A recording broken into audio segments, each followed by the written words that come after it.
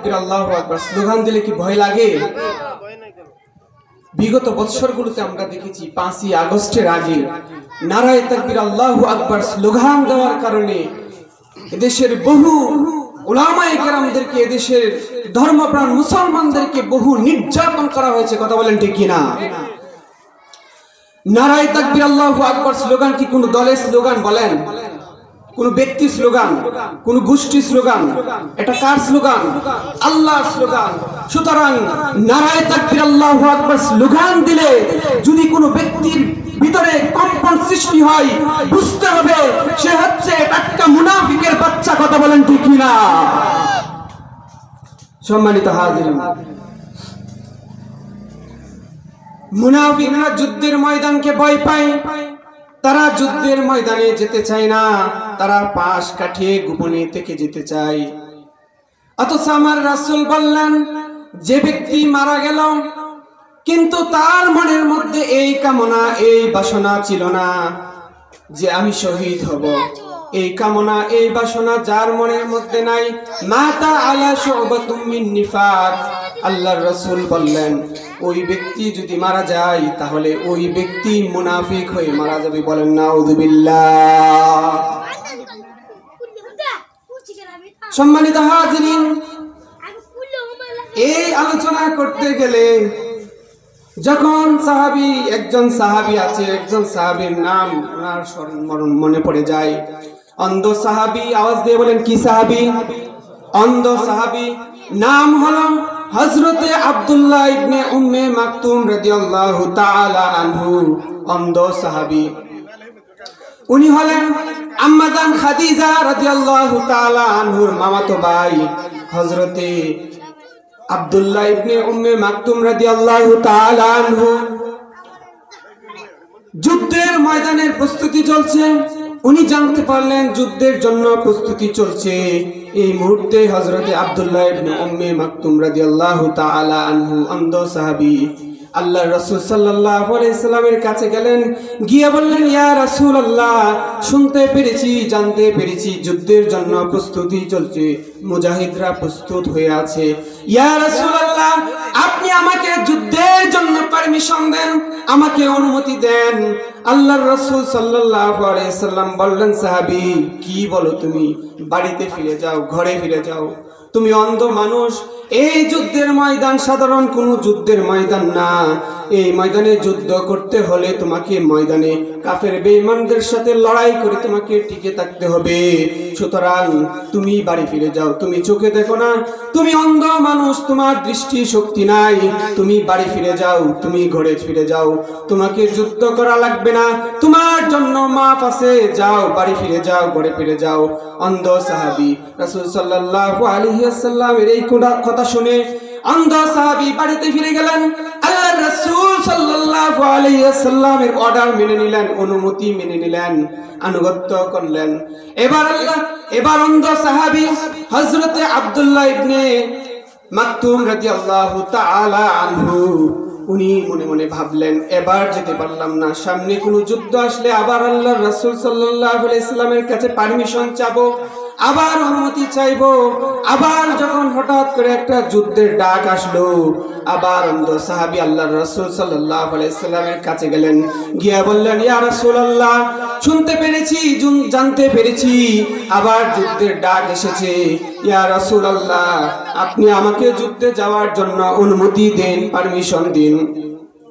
আল্লাহর রাসূল বললেন, সাহাবী, না, তোমাকে অনুমতি দেওয়া যাবে না, তোমাকে পারমিশন দেওয়া যাবে না, তুমি বাড়ি ফিরে যাও, ঘরে ফিরে যাও।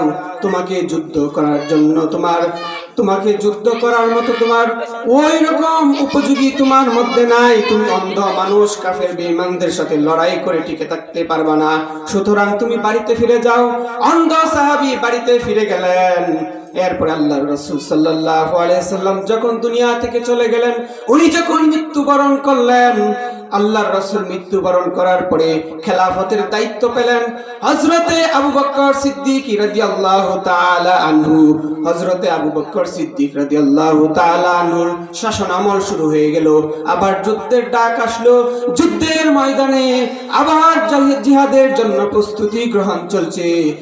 অন্ধ সাহাবীর কানের মধ্যে আওয়াজ গেল, অন্ধ সাহাবী শুনতে পারলেন। আবার অন্ধ সাহাবী দৌড়ে গেলেন হযরতে আবু বকর সিদ্দিক রাদিয়াল্লাহু তাআলা আনহুর কাছে, গিয়ে বললেন, আমিরুল মুমিনিন হযরতে আবু বকর সিদ্দিক রাদিয়াল্লাহু তাআলা আনহু, আমি শুনতে পেরেছি, আমি জানতে পেরেছি যুদ্ধের জন্য প্রস্তুতি চলছে, মুজাহিদরা প্রস্তুত হয়ে আছে। ও আমিরুল মুমিনিন, আপনি আমাকে যুদ্ধের জন্য অনুমতি দেন, আপনি আমাকে যুদ্ধের জন্য পারমিশন দিয়ে দেন। অন্ধ সাহাবীকে বললেন, আমিরুল মুমিনিন বললেন, ওগো অন্ধ সাহাবী, তোমাকে আমি কেমন করে অনুমতি দেই? তোমাকে অনুমতি দেওয়া যাবে না। আমার রাসূল পর্যন্ত তোমাকে যুদ্ধে যাওয়ার জন্য অনুমতি দেয় নাই। আমি মুসলমানদের খলিফা হই, আমি তোমাকে যুদ্ধে যাওয়ার জন্য অনুমতি দিতে পারবো না। বাড়িতে ফিরে যাও। অন্ধ সাহাবী বাড়িতে ফিরে গেলেন। বাড়িতে গিয়ে ভাবতে লাগলেন, আমার মনের মধ্যে কত স্বপ্ন ছিল, কত আকাঙ্ক্ষা ছিল, আমি যুদ্ধে যাব, জিহাদ করব, কিন্তু সেই স্বপ্ন বুঝি আর পূরণ হবে না। অন্ধ সাহাবী ভাবতে লাগলেন, না, হাল ছাড়া যাবে না। একবার অনুমতি পাই নাই, কিন্তু আবার চাইবো, বারবার অনুমতি চাইবো। এবার হযরত আবু বকর সিদ্দিক রাদিয়াল্লাহু তাআলা আনহু 2 বছর খিলাফতের দায়িত্ব পালন করলেন। এই 2 বছরের মধ্যে অন্ধ সাহাবী যুদ্ধের জন্য কোনো পারমিশন পাই নাই।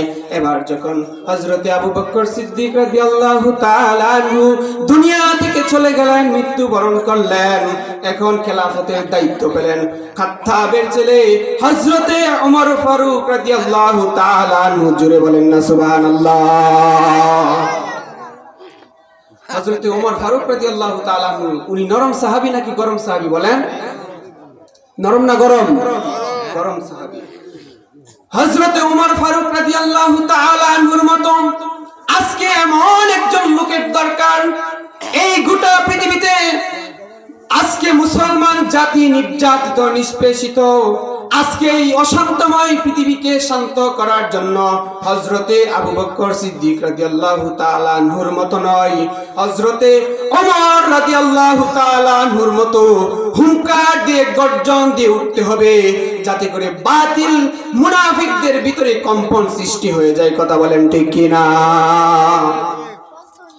এবার হযরত ওমর ফারুক রাদিয়াল্লাহু তাআলা আনহু খিলাফতের দায়িত্ব পেলেন। উনার শাসন আমল শুরু হয়ে গেল। যুদ্ধের জন্য ডাক আসলো। অন্ধ সাহাবী হযরতে আব্দুল্লাহ ইবনে উম্মে মাকতুম রাদিয়াল্লাহু তাআলা আনহু শুনতে পারলেন, জানতে পারলেন, দৌড়ে গেলেন। দৌড়ে গিয়ে বললেন, ওগো আমিরুল মুমিনিন, ওগো খলিফাতুল মুসলিমিন, আমি শুনতে পেরেছি, জানতে পেরেছি যুদ্ধের জন্য ডাক এসেছে। ওগো আমিরুল মুমিনিন, আপনি আমাকে যুদ্ধের জন্য আমাকে অনুমতি দিয়ে দেন। অন্ধ সাহাবীকে বললেন, আমিরুল মুমিনিন বললেন, তোমাকে অনুমতি দেওয়া যাবে না, তুমি বাড়ি ফিরে যাও, ঘরে ফিরে যাও। তোমাকে আমার রাসূল পর্যন্ত অনুমতি দেয় নাই, তোমাকে আমার পূর্বের খলিফা অনুমতি দেয় নাই, সুতরাং যাও, বাড়ি ফিরে যাও, ঘরে ফিরে যাও। অন্ধ সাহাবী বাড়িতে ফিরে গেলেন। বাড়িতে ফিরে গিয়ে কাঁদতে লাগলেন, নামাজের মধ্যে লুটে লুটে কাঁদতে লাগলেন। আর আল্লাহকে বললেন, আল্লাহ, আমার 2টা চোখ নাই বুঝি, এই জন্য আমাকে তারা যুদ্ধের ময়দানে যাওয়ার জন্য আমাকে অনুমতি দেয় না, কিন্তু আল্লাহ, আপনি আমার মনের বাসনা, মনের কামনাকে কবুল করে নেন। আল্লাহ, আপনি আমাকে একটা যুদ্ধের জন্য যাওয়ার জন্য পারমিশন দিয়ে দেন। এবার যখন হঠাৎ করে আরেকটা যুদ্ধের ডাক আসলো, এবার অন্ধ সাহাবী শুনতে পারলেন, জানতে পারলেন। এবার অন্ধ সাহাবী দৌড়ে গিয়ে খলিফাতুল মুসলিমিন হযরতে ওমর ফারুক রাদিয়াল্লাহু তাআলা আনহুর কাছে দৌড়ে গেলেন। দৌড়ে গিয়ে বললেন, ওগো আমিরুল মুমিনিন, খলিফাতুল মুসলিমিন, শুনতে পেরেছি, জানতে পেরেছি যুদ্ধের জন্য আবার ডাক এসেছে, আমাকে অনুমতি দিয়ে দিন, দয়া করে আমাকে অনুমতি দিয়ে দিন। আমি কাফির বেঈমানদের সাথে লড়াই করব, যুদ্ধ করব। ওগো আমিরুল মুমিনিন, অনুমতি দিয়ে দেন। আমিরুল মুমিনিন খলিফাতুল মুসলিমিন হযরত ওমর ফারুক রাদিয়াল্লাহু তাআলা আনহু বললেন, ওগো অন্ধ সাহাবী, তুমি কেন বারবার আমার কাছে যুদ্ধের জন্য অনুমতি চাচ্ছ? তোমার তো যুদ্ধ করার মতো ওই রকম শক্তি সামর্থ্য নাই, তুমি অন্ধ মানুষ, তুমি চোখে দেখতে পাও না, তুমি কেমন করে যুদ্ধ করবে? তুমি তরবারি ধারণ করে যে যুদ্ধ করবে, কাফের বেঈমানদের সাথে যে লড়াই করবে, তুমি তো চোখে দেখতে পাও না, তুমি অন্ধ মানুষ, তোমাকে কেমন করে যুদ্ধের পারমিশন দেই? এবার অন্ধ সাহাবী হযরতে আব্দুল্লাহ ইবনে উম্মে মাকতুম রাদিয়াল্লাহু তাআলা আনহু বললেন, ও আমিরুল মুমিনিন, খলিফাতুল মুসলিমিন, আপনি ঠিকই বলেছেন, আমি চোখে দেখতে পারি না, আমি অন্ধ মানুষ, আমার দৃষ্টি শক্তি নাই, আমি কেমন করে কাফের বেঈমানদের সাথে লড়াই করব, যুদ্ধ করব? ওই রকম ভাবে কাফের বেঈমানদের সাথে যুদ্ধ করে লড়াই করে তো আমার টিকে থাকার মতো শক্তি সামর্থ্য নাই। কিন্তু যুদ্ধের ময়দানে তরবারি দিয়ে যুদ্ধ করা ছাড়াও তো আরো অনেক কাজ আছে। ওগো আমিরুল মুমিনিন, ওই কাজগুলো না হয় আমি করলাম। এবার আমিরুল মুমিনিন খলিফাতুল মুসলিমিন ওমর ফারুক রাদিয়াল্লাহু তাআলা আনহু বললেন, আরে সাহাবী, তুমি কি বলতে চাচ্ছ, কি কাজ করতে চাচ্ছ? এবার অন্ধ সাহাবী বলল, ওগো আমিরুল মুমিনিন, যুদ্ধের ময়দানে কাউকে না কাউকে তো ইসলামের পতাকা, ইসলামের ঝান্ডাকে উঁচু করে রাখার জন্য দায়িত্ব দিবেন, ওই দায়িত্ব না হয় আমাকে দিয়ে দেন। অন্ধ সাহাবী বলতে লাগলেন, ওগো আমিরুল মুমিনিন, এই আমিরুল মুমিনিন অন্ধ সাহাবীর কথা শুনে শুনে হযরত ওমর রাদিয়াল্লাহু তাআলা নূর চোখ দিয়ে পানি পড়তে লাগলো আর বলতেছে, আরে সাহাবী, কি মনের মধ্যে কত কামনা, কত বাসনা, কত আকাঙ্ক্ষা। এবার অন্ধ সাহাবী বলতেছেন, আমার আল্লাহ তো আমাকে দুইটা চোখ দেয় নাই, কিন্তু আমার আল্লাহ তো আমাকে দুইটা হাত দিয়েছে, আমার হাতের মধ্যে প্রচন্ড শক্তি আছে। ওগো আমিরুল মুমিনিন, আমি এই দুইটা হাত দিয়ে কালিমার পতাকা, ইসলামের পতাকাকে আমি উঁচু করে রেখে দিব, একটা বারের জন্য আমি কালিমার পতাকাকে মাটিতে পড়তে দিব না। জোরে বলেন আল্লাহু আকবার। এবার আমিরুল মুমিনিন খলিফাতুল মুসলিমিনকে বলতেছেন, অন্ধ সাহাবী হযরতে আব্দুল্লাহ ইবনে উম্মে মাকতুম রাদিয়াল্লাহু তাআলা আনহু বলতেছেন, ওগো আমিরুল মুমিনিন, যুদ্ধ করতে করতে যখন কোন তীর এসে আমার গায়ের মধ্যে আঘাত করবে, আর যখন আমি আক্রান্ত হয়ে যাব, আর আমি যখন রক্তাক্ত হয়ে যাব, তবু আমি কালিমার পতাকা, ইসলামের পতাকাকে আমি উঁচু করে রেখে দিব, তারপরও জমিনের মধ্যে পড়তে দিব না। ওগো আমিরুল মুমিনিন, একটা পর্যায়ে তীরের পর তীর এসে যদি আমাকে আঘাত করে, আমাকে জাজরা করে দেয়, আমি যদি জমিনের মধ্যে লুটিয়ে পড়ি, শেষ পর্যন্ত যদি আমি কালিমার পতাকাকে উঁচু করে না রাখতে পারি, আমি যদি জমিনের মধ্যে লুটিয়ে পড়ি আর যদি আমি শহীদ হয়ে যাই, তাহলে এর চাইতে বড় সৌভাগ্যবান আমার আর কিছুই হতে পারে না। জোরে বলেন না আল্লাহু আকবার। এবার ওই ৬০,০০০ সৈন্যরা প্রস্তুতি নিয়ে গেল যুদ্ধ করার জন্য। এই ৬০,০০০ মুজাহিদদের ভিতরে অন্ধ সাহাবী হযরতে আব্দুল্লাহ ইবনে উম্মে মাকতুম রাদিয়াল্লাহু তাআলা আনহু যুদ্ধে যাওয়ার জন্য চান্স পেয়ে গেলেন। বলেন না সুবহানাল্লাহ। এবার এই ৬০,০০০ মুজাহিদদের যিনি সেনাপতি হবেন, ৬০,০০০ মুজাহিদদের যিনি সেনাপতি হবেন, হযরতে ওমর ফারুক রাদিয়াল্লাহু তাআলা আনহু যাকে সেনাপতির দায়িত্ব পালন করতে দিবেন, তিনি হচ্ছেন, যাকে সেনাপতির দায়িত্ব পালন করতে দিবেন, তিনি হচ্ছেন হযরতে সাদ বিন আবি আক্কাস রাদিয়াল্লাহু তাআলা আনহু। তিনি হলেন আশারে মুবাশশারা, যাদেরকে বলা হয় 10 জন সাহাবী, যারা দুনিয়াতে জান্নাত পেয়েছিলেন। ওই সাহাবী হযরতে সাদ বিন আবি আক্কাস রাদিয়াল্লাহু তাআলা আনহু সেনাপতির দায়িত্ব পালন করলেন। এবার এই ৬০,০০০ সৈন্যদেরকে নিয়ে, মুজাহিদদেরকে নিয়ে ওই যুদ্ধে যাওয়ার জন্য রওনা দিলেন। পিছনে পিছনে ওই অন্ধ সাহাবী কালিমার পতাকাকে উঁচু করে পিছনে পিছনে হাঁটতে লাগলেন। এভাবে যাইতে যাইতে ওই সাগরের কিনার পর্যন্ত চলে গেলেন। সাগরের কিনার পর্যন্ত যাওয়ার পর অন্ধ সাহাবী ওই সাগরের কিনার পর্যন্ত যাওয়ার পর নদী দরিয়ার কিনার পর্যন্ত গিয়ে পৌঁছে গেলেন। এবার সেনাপতি চিন্তা করলেন, কিভাবে আমি এই ৬০,০০০ সৈন্যকে নিয়ে ওই সাগরকে পাড়ি দিব? কোনো নৌকা নাই, কোনো যানবাহন নাই, কেমন করে আমি এই সৈন্যদেরকে নিয়ে ওই নদী দরিয়া পাড়ি দিব? এবার সেনাপতি হযরতে সাদ বিন আবি আক্কাস রাদিয়াল্লাহু তাআলা আনহু উনি একটু পিছনে গেলেন। পিছনে গিয়ে একটা উঁচু জায়গার মধ্যে দাঁড়ালেন। উঁচু জায়গার মধ্যে দাঁড়িয়ে বক্তৃতা দিলেন আর নসিহত করলেন। ওরে মুজাহিদরা, ও আমার সাহাবীরা, তোমরা কি এই কালিমার পতাকা, আল্লাহর দ্বীন, এই কালিমার পতাকাকে ওই সাগরের এই কিনার পর্যন্ত উড়ায়া দিতে চাও, নাকি এই কালিমার পতাকাকে ওই সাগরের ওই নদীর ওই পার পর্যন্ত উড়াতে চাও? তখন ওই মুজাহিদরা, ওই সাহাবীরা বলতেছে, কি বলেন সেনাপতি, কি আপনি এসব বলেন? নদীর এই পার পর্যন্ত কেন? নদীর সাগরের ওই পার পর্যন্ত কেন? আমাদের তো মন চাই আল্লাহর জমিন যত জায়গায় আছে সমস্ত জায়গার মধ্যে কালিমার পতাকাকে পতপত করে উড়ায়া দে। জোরে বলেন আল্লাহু আকবার। আমিরুল মুমিনিন, খলিফাতুল মুসলিমিন, যাকে সেনাপতির দায়িত্ব দিলেন, ওই সেনাপতি ওই সৈন্যদেরকে, মুজাহিদদেরকে বলতেছে, তোমাদের মনের মধ্যে যদি কোনো দ্বিধা দ্বন্দ্ব তাকে মিটিয়ে ফেলো, মনটাকে খালেস করে ফেলো, মনটাকে খালেস করে আমাকে ফলো করো, আমাকে অনুসরণ করো। এবার সেনাপতি ওনার ঘোড়াটাকে ওই সাগরের মধ্যে চালিয়ে দিলেন, আর ওই ৬০,০০০ মুজাহিদ সহ, অন্ধ সাহাবী সহ আল্লাহ রাব্বুল আলামিন কোনো যানবাহন ছাড়া, কোনো নৌকা ছাড়া ওই সাগর দরিয়া পার করে দিলেন। বলেন না আল্লাহু আকবার। সাগর দরিয়া পার করে দিলেন। হযরত ইব্রাহিম আলাইহিস সালামকে কিন্তু আগুনের মধ্যে ফেলা হয়েছিল। ওনাকে যিনি সাহায্য করেছেন, আওয়াজ দিয়ে বলেন তিনি কে? সে আল্লাহ কি এখনো আছে না নাই? সম্মানিত হাজিরিন, এই কথা বলতে গেলেন একজন বিশ্ববিখ্যাত মুফাসসির, কোরআনের পাখি, যার কথা মনে পড়ে যায়, যিনি আল্লামা ইকবালের ভাষায় বলেছিলেন, আহারে দস্ত দস্ত দরিয়া বি নসরে, দস্ত দস্ত দরিয়া বি নসরে, हमें बाहर जुल्मत है तौरबी खूरे हमें। জোরে বলেন আল্লাহু আকবার।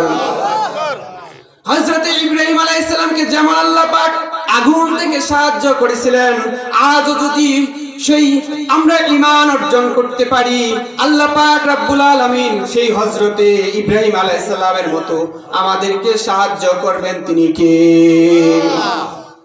আল্লাহ রাব্বুল আলামিন পবিত্র কোরআনুল কারীমের মধ্যে বলেন, ইন্নাল্লাযীনা ক্বালু রাব্বুনাল্লাহ সুম্মা ইসতাকামু তাতানাজ্জালু আলাইহিমুল মালাইকা আল্লা তাখাফু ওয়া লা তাহজানু ওয়া আবশিরু বিল জান্নাহ।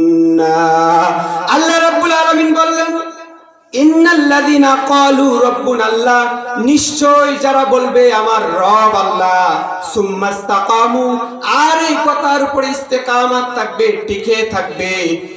একটু ভালোভাবে মনোযোগ দেন। আল্লাহ বলেছেন ইন্নাল্লাযীনা ক্বালু রাব্বুনাল্লাহ, নিশ্চয় যারা বলবে আমার রব আল্লাহ। এরপরে আল্লাহ কেন বললেন সুম্মা ইসতাকামু, এর উপরে টিকে থাকবে যারা, এর উপরে ইস্তেকামাত থাকবে যারা, এই কথা কেন বললেন? এই কথা তার মানে বোঝা গেল, যারা বলবে আমার রব আল্লাহ, আমার আইনদাতা আল্লাহ, আমার বিধানদাতা আল্লাহ, আমার হুকুমদাতা আল্লাহ, আমার সমাজ নীতিতে আল্লাহ, আমার রাষ্ট্রনীতিতে আল্লাহ, আমার রাজনীতিতে আল্লাহ, আমার এইভাবে যখন বলতে থাকবে এইগুলো ইন্নাল্লাযীনা ক্বালু রাব্বুনাল্লাহ, এই আয়াতের মধ্যে পড়ে যায়। এইগুলো যারাই বলবে তাদের উপর অত্যাচার, নির্যাতনের স্টিম রোলার চালানো হবে, তাদের উপর অত্যাচার করা হবে, তাদের উপর নির্যাতন করা হবে, তাদেরকে মামলা হামলা দিয়ে জেলের মধ্যে ঢোকানো হবে, তাদেরকে কখনো কখনো তাদেরকে গুম করে আয়না ঘরের মধ্যে ঢোকানো হবে, কখনো কখনো তাদেরকে ফাঁসির কাস্টে ঝুলতে হবে। ওই অবস্থায় যখন, ওই মুহূর্তে যখন সুম্মা ইসতাকামু, এর উপরে টিকে থাকতে পারবে, এর উপরে ইস্তেকামাত থাকবে, আলাইহিমুল মালাইকা, আল্লাহ রাব্বুল আলামিন আকাশ থেকে ফেরেশতা দিয়ে তাদেরকে সাহায্য করবে। বলেন আল্লাহু আকবার। আল্লাহু আকবার বলতে ভয় লাগে, চিৎকার দিয়ে বলেন না আল্লাহু আকবার, নারায়ে তাকবীর, নারায়ে তাকবীর। আল কোরআনের আলো, সংসদের আলো, আল হাদিসের আলো, আমার নেতা তোমার নেতা। সম্মানিত হাজিরিন, ওই ঈমান যদি আপনি আমি অর্জন করতে পারি, আল্লাহ পাক রব্বুল আলামিন আমাদেরকেও ওই রকম ভাবে সাহায্য করবেন। আজকে আমি আর আপনি যদি ওই রকম ঈমান অর্জন করতে পারি, আল্লাহ পাক রব্বুল আলামিন আপনাকে আমাকে ওই রকম সাহায্য করবেন। আর ওই ঈমানের বলিয়ান যখন আমরা হব, তখন পৃথিবীর গোটা কাফের মুশরিক বেঈমান বাতিলগুলো ভয়ে থরথর করে কাঁপতে থাকবে। কথা বলেন ঠিক কিনা? সম্মানিত হাজিরিন, একটা উদাহরণ দিয়ে আমি আমার আলোচনা শেষ করে দিচ্ছি, 1 মিনিট লাগবে। মনে করেন দুইজন বন্ধুর মধ্যে একজন বন্ধু বলতেছে, হ্যাঁ আমি আগামীকালকে যাব বাঘ শিকার করার জন্য, হ্যাঁ বাঘ শিকার করতে যাব। তো দ্বিতীয় বন্ধু বাড়ি থেকে শোনার পরে আসলো, এসে বলতেছে, বন্ধু তুমি নাকি বাঘ শিকার করতে যাইবা বনে? তখন বলতেছে, হ্যাঁ সত্যি শুনেছো। তখন বন্ধু বাঘ শিকার করতে বনের মধ্যে যাইবে, তখন বলতেছে, যাও না কেন? বলতেছে, বন্ধু প্রস্তুতি নিয়ে আছি, রেডি হয়ে আছি। তাহলে চলে যাও না কেন, এখনো কেন লেট করতেছো? যাও, তাড়াতাড়ি যাও। তখন বলতেছে, বন্ধু কেমনে যাই? ঘরের সামনে, দরজার সামনে একটা কুকুর বসে আছে, ওই কুকুরের জন্য ভয়ে আর সাহস পাচ্ছি না আমি বাইরে যাওয়ার জন্য। আচ্ছা বলেন, যে এই লোকটা কুকুরের ভয়ে ঘর থেকে বাহির হতে পারে না, ওই লোকটা কেমন করে বাঘ শিকার করতে ময়দানে যাবে? যেতে পারবে? পারবে না। আজকে আমাদের ঈমানের অবস্থা এমন হয়ে গেছে, এমন দুর্বল হয়ে গেছে। আজকে আমাদের ঈমানের অবস্থা সেম এরকম ভাবে দুর্বল হয়ে গেছে, ঠিক কি না বলেন? সম্মানিত হাজিরিন, আমি এখানে আমার অসমাপ্ত আলোচনা শেষ করে দিচ্ছি।